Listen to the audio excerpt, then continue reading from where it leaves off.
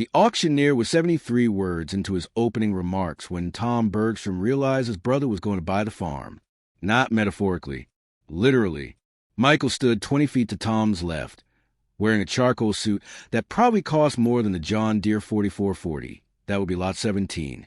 And he had a checkbook in his hand. Not the farm checkbook, a business checkbook. Metropolitan Development Corporation. It said across the top. Tom had seen it when Michael pulled it out to write down the parcel numbers. Their father had been dead for months. The auction was supposed to be family tragedy, not family business. But Michael was here to do business. Tom could see in the way his older brother stood. Not with the farmers hunched against the March wind, but apart, the way developers stand when they're calculating square footage and zoning variances. This was the Bergstrom family farm. 840 acres in Faribault County, Minnesota. Their grandfather had broken this land. Their father had bled for it. And Michael was going to buy it the way you'd buy an apartment complex. Tom's hands were shaking, not from the cold. Before we go any further, I need to tell you something. What you're about to hear is based on documented events that happened across rural Minnesota during the mid-1980s. I've combined details from multiple foreclosure cases, auction records, and interviews with families who went through this exact situation. Brothers divided, farms lost, communities torn apart. Every economic trend, every piece of equipment mentioned, every legal procedure comes from historical records. The Farm Credit System's own reports from 1985 and 1986 document the financial pressures that put families in these impossible positions. County records show the auction results. The human cost? That's documented in rural sociological studies that nobody wanted to publish at the time because the numbers were too devastating. This is what happened when the American farm economy collapsed and took whole families down with it. Gary Bergstrom died on November 12, 1985. Heart attack at 58 while greasing the planter in the machine shed. Tom found him 2 hours later when he came back from town with parts for the grain dryer. By the time the ambulance got there, 23 minutes, because the Winnebago Hospital had closed its rural outreach program in '84 to save money. Gary had been gone for over an hour. He died doing maintenance on equipment the bank already owned. The farm was underwater. That's the term the loan officers used. Not broke, not insolvent, underwater. Like drowning in debt was just another weather condition. Gary had purchased land in 1978 when prices were climbing and money was cheap. Paid $2,000 an acre for the Peterson Quarter section that bordered the home place. Borrowed against existing equity to do it. Seemed smart at the time. Land was going up 15% a year. The agriculture extension agents were telling farmers to expand or die. The banks were offering money like it was going out of style. Then 1980 happened. Interest rates hit 21%. Carter's grain embargo hammered corn prices. The Federal Reserve decided to kill inflation by killing the farm economy, and they did a thorough job. By 1982, land prices were in free fall. By 1985, that $2,000 an acre ground was worth maybe $900 if you could find a buyer. Most days you couldn't. Gary owed the Production Credit Association $93,000 on operating loans. He owed Farmers Home Administration $147,000 on land purchases. He owed the implement dealer $22,000 on the 4-year-old four-wheel drive he bought when times were good. Total debt, $262,000 against assets worth maybe $320,000 if you could liquidate everything at auction prices, which averaged 60 cents on the dollar. On paper, the farm was worth $58,000. In reality, it was worth whatever someone would pay at auction after the bank took its cut, and the lawyers took theirs, and the auctioneer took his percentage. Margaret Bergstrom was 60 years old and had never written a check on the farm account. That wasn't unusual for farm wives of her generation. Gary handled the money. Margaret handled the house, the garden, the chickens, the bookkeeping, the parts runs to town, the harvest meals, the tax receipt organization, and about 60 other jobs that didn't count as handling the money. She learned she was broke 12 days after the funeral when the PCA loan officer came to the house. He was sorry for her loss. He was also there to explain that the operating loan was due. All of it, the 93,000. There was an acceleration clause Gary had signed in 1983 when he'd restructured. Death triggered it. They needed payment in full within 90 days, or the farm would go to foreclosure. I don't have $93,000, Margaret said. I know, ma'am. That's why we're going to have to proceed with liquidation. Liquidation. Like the farm was water, and they were going to pour it down a drain. The Farmers Home Administration wanted their money too. So did the implement dealer. Margaret tried to work with them. She really did. She contacted legal aid. She talked to the extension agent. She went to the church. She even called the crisis hotline that had been set up after the third farmer in the county killed himself that summer. Everyone was very sorry. Nobody could stop what was coming. The auction was set for March 15, 1986. Tom Bergstrom was 31 years old and had never lived anywhere but Faribault County. He'd gone to Blue Earth High School. Did 2 years at the community college in Mankato studying AG mechanics. Came home and farmed with his dad. That was the plan. Always had been. Gary and Tom would run the operation together, and when Gary got older, Tom would take over. Simple. Except the farm was gone before Gary was. Tom had been working 60-hour weeks for 12 years for room and board and the promise of eventual ownership. He had $4,200 in savings. He had a 12-year-old pickup that needed a transmission. He had skills that were worthless anywhere but on a farm. And he had a mother who was about to lose everything. Michael Bergstrom was 35 and hadn't lived in Faribault County since 1973. He'd gotten out the first chance he had, went to University of Minnesota, studied business, ended up in commercial real estate development in the Twin Cities. He'd done well, really well. He had a house in Edina, 2 kids in private school, a wife who'd never been on a farm and didn't want to be. He drove a BMW and wore Italian shoes and hadn't attended church since he left home. He also hadn't been back to visit more than twice a year. Michael came home for the funeral, stayed 3 days, hugged his mother, shook Tom's hand, said all the right things. Then he went back to Minneapolis, and his mother didn't hear from him for 6 weeks. When he finally called, it was to tell her he'd talked to a lawyer, and there was nothing he could do about the auction. I'm sorry, Mom, he said. I wish I could help. He didn't say he was planning to be at the auction with a checkbook. Tom found out by accident. He was at the Blue Earth Cafe on a Tuesday morning in early March. Coffee was 75 cents, and you could sit for 2 hours and nobody cared. When Vern Haugen came in, Vern ran the title company. He sat down across from Tom without asking. Your brother called yesterday, Vern said. Wanted to know the parcel numbers for your folks' place. Said he needed them for estate planning. Tom stared at him. Estate planning? That's what he said. But I've been doing this 30 years, kid. People don't ask for parcel numbers for estate planning. They ask for parcel numbers when they're planning to buy land. Tom felt something drop in his chest. He's going to buy the farm? I don't know anything for certain, Vern said carefully. But yeah, that'd be my guess. Tom drove straight to his mother's house. Margaret was in the kitchen, going through photo albums. She'd been doing that a lot since Gary died, trying to remember what it had been like before everything fell apart. Did you know Michael's planning to buy the farm at auction? Tom asked. Margaret looked up. What? Vern Haugen says Michael called asking for parcel numbers. He's going to buy it, Mom. He's going to buy Dad's farm like it's an investment property. Margaret's hands went still on the photo album. For a long moment, she didn't say anything. Then, maybe that would be good. It would stay in the family. It wouldn't stay in the family, Tom said. It will belong to Michael's development company. He'd probably sell it off in 5 years when the market recovered, or subdivide it. You know how he thinks. He's still your brother. He hasn't been my brother since he left for college. He's been a guy I used to know who sends Christmas cards. Margaret closed the photo album. Don't be bitter, Tommy. He made different choices than you. That doesn't make him wrong. It makes him wrong if he buys this place without telling US.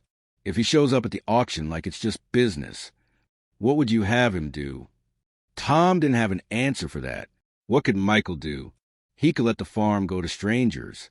He could try to buy it and give it to Tom, but Tom couldn't afford to pay the property taxes, let alone make mortgage payments. He could try to buy it and let Margaret live there, but then what? She'd be a tenant in her own house. There were no good options, just different kinds of loss. Tom called Michael that night. The conversation lasted 3 minutes. "Are you planning to buy the farm?" Tom asked. Silence on the other end. Then, "I'm thinking about it. Without telling Mom? Without telling me. I didn't want to get anyone's hopes up." "Hopes up for what?" "For you swooping in and buying the place we've been trying to save." "You can't save it, Tom. Neither can I. But I can buy it, and at least keep it from going to some investor from Des Moines who'll strip it and flip it." "And then what?" "You own it." "Yes, I own it. That's how buying things works." "That's Dad's farm, Michael." Was Dad's farm. Now it's bank property heading to auction. I can buy it or someone else will. Those are the options. You could loan Mom the money. Michael laughed. Not a mean laugh. A tired one. "Tom, I don't have $200,000 lying around to give away. I have a mortgage. I have kids in school. I have a business that's leveraged to the hilt because that's how development works. I can maybe scrape together enough to bid on the land.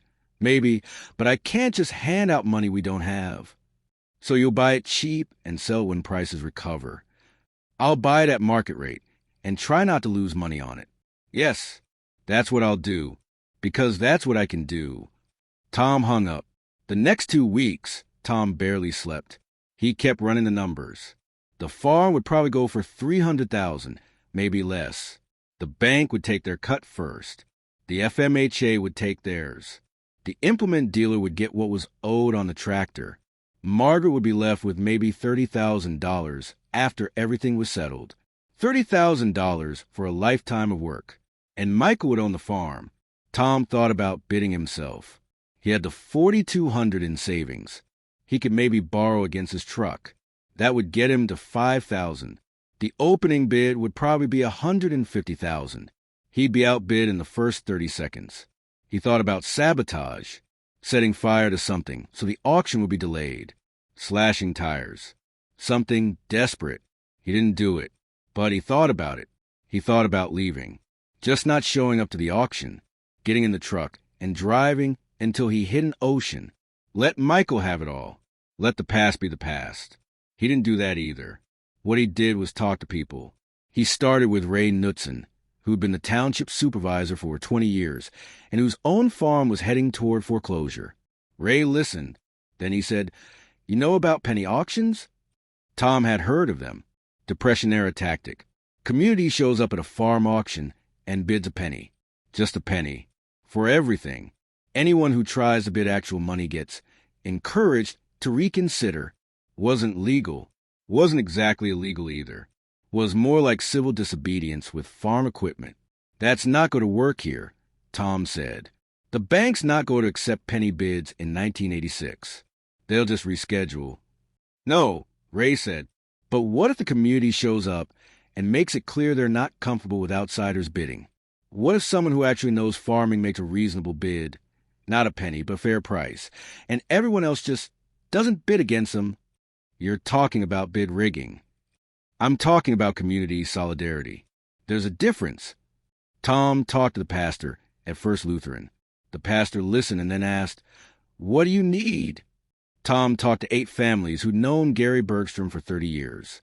He talked to the implement dealer who was owed $22,000 and who said, "I'll forgive the debt if someone local gets the farm."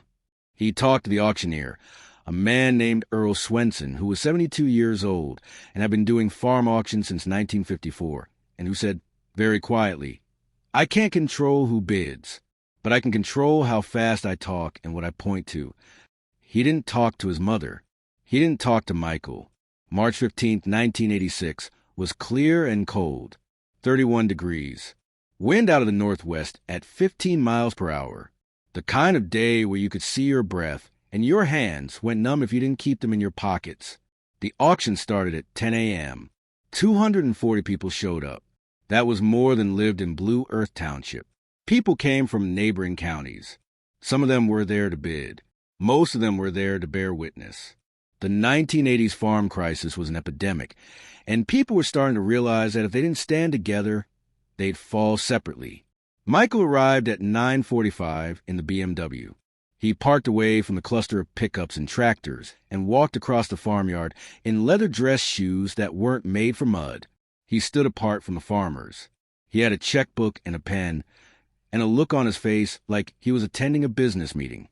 Tom watched his brother and felt something he'd never felt before. Not quite hate, not quite pity, something in between. Michael had made choices. They'd led him away from this place. And now he was back to claim it as an investment. Earl Swenson climbed onto the platform they'd set up by the machine shed. He was wearing a heavy coat and a seed cap, and he looked every one of the 72 years. "We're here to liquidate the assets of the Gary Bergstrom estate," he said. His voice carried across the farmyard.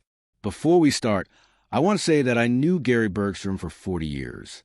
He was a good man, a good neighbor, a good farmer. This shouldn't be happening, but it is. So let's conduct this with the dignity Gary deserved." That's when Tom stepped forward. He didn't have a plan. Not really. He just knew he couldn't watch his brother by the farm without saying something. "Before you start," Tom said, loud enough for everyone to hear, "I want to make something clear. This farm isn't just real estate. It's not an investment property. It's the place where my grandfather broke sod in 1919. It's where my father worked himself to death trying to keep it going. It's where my mother has lived for 37 years. And if someone's going to buy it today, it should be someone who understands what that means." 240 people went silent. Michael's face went red. He started to say something, but Ray Knutson stepped between them. "What Tom's saying," Ray said, addressing the crowd, "is that we've lost enough farms of people who just see dollar signs. We've lost enough neighbors. If this farm's going to survive, it needs to go to someone who'll farm it, not develop it, not flip it, farm it." Earl Swenson looked at Tom, then at Michael, then at the crowd. He was quiet for a long moment. Then he said, "All right, let's get started. First lot is the home place. 840 acres. Good farmland, the buildings you see here. I'm going to open the bidding at $150,000. Silence. Do I hear 150,000? Michael raised his hand. Earl didn't look at him. 150,000. Do I hear 150? I bid 150,000. Michael said clearly. Earl looked at him then. You're Michael Bergstrom? I am. Gary's son. Yes. Earl nodded slowly.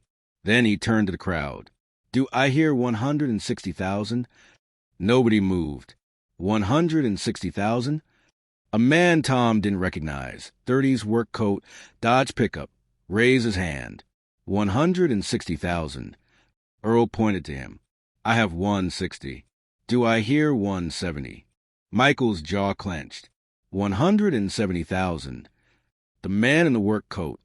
180,000. Michael turned to look at him. Who are you? The man didn't answer. Just stood there. Michael's voice rose. You can't even afford this farm.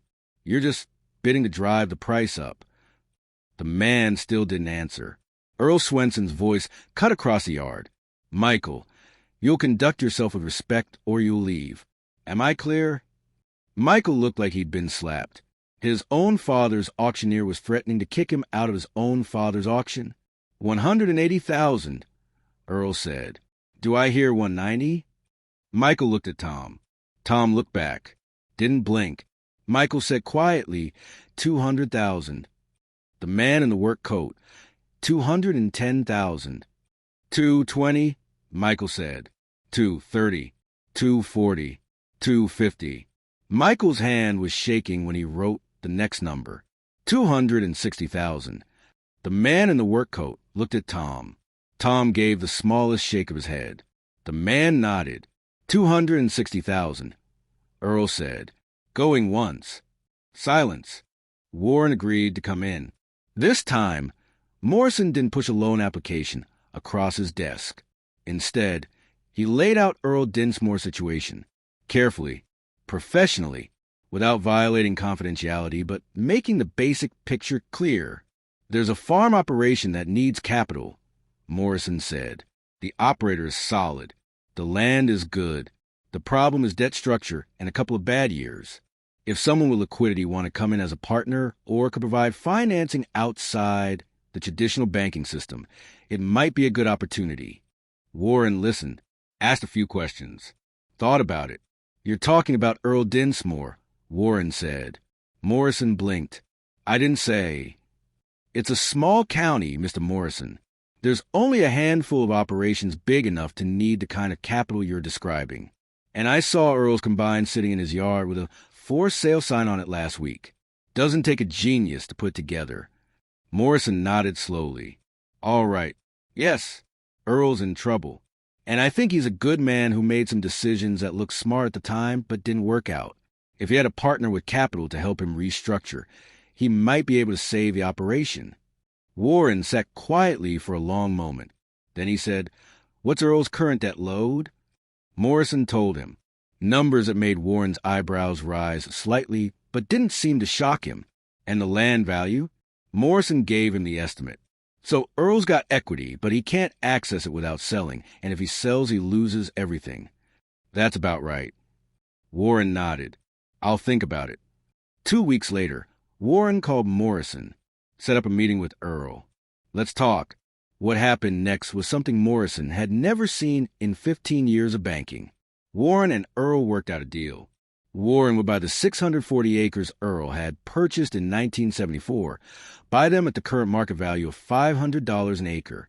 That would inject $320,000 into Earl's operation, enough to pay off the federal land bank loan on that land, pay down his equipment loans, and give him breathing room. Earl would continue farming all of his remaining acreage debt-free, except for manageable operating loans. Warren would rent the 640 acres back to Earl on a crop share basis. 30% to Warren, 70% to Earl. It wasn't charity. It was business. Warren was acquiring land at a fair price. Earl was getting out from under crushing debt. Both men would benefit if crops were good in the coming years. Morrison helped structure the transaction. First National financed none of it. Warren paid cash for the land. The deal closed in August 1978. Earl Dinsmore survived. His operation stabilized. By 1982, he was profitable again.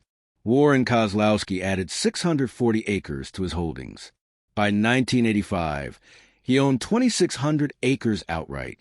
No debt, no mortgage, just land, cattle, and quiet competence. But here's the thing Morrison learned, and here's why this story matters. Morrison had assumed he knew what farmers needed. He'd assumed that someone who looked broke must be broke. He'd assumed that access to credit was the only thing that mattered in agriculture. He was wrong on all counts. Warren Kozlowski taught him that liquidity comes in many forms. Cash reserves, mineral rights, royalty income, inheritance. Some farmers borrowed because they had to. Others borrowed because it was strategically smart. And some didn't borrow at all because they'd found a different path to the same destination. Morrison also learned that the bank didn't always have the leverage it thought it had. First National needed good borrowers more than good borrowers needed First National. In a world where farmers like Earl were drowning in debt, farmers like Warren who had capital and no need to borrow were rare and valuable. The lesson Morrison took from this changed his approach to agricultural lending. He started looking past the surface, started asking more questions, started recognizing that farmers who didn't fit the standard profile might actually be the strongest customers a bank could have. Over the next decade, First National Bank of Akron built a reputation as a bank that understood the real economics of farming, not just the formulas in a loan manual. Morrison retired in 1992.